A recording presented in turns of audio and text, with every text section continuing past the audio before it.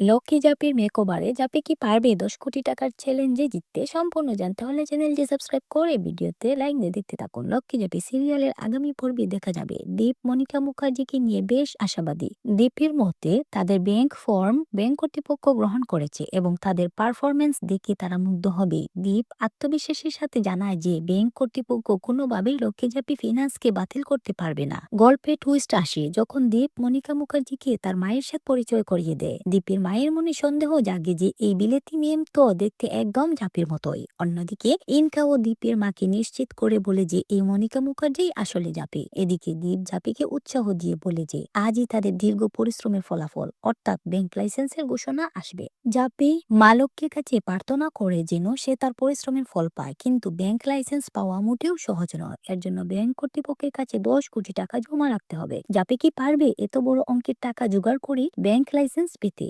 পর্দার অন্তরালের এই নাটকীয়তা দেখতে চোখ রাখুন আগামী পর্বে। ভিডিওটি ভালো লাগলে লাইক দিয়ে চ্যানেলটি সাবস্ক্রাইব করুন।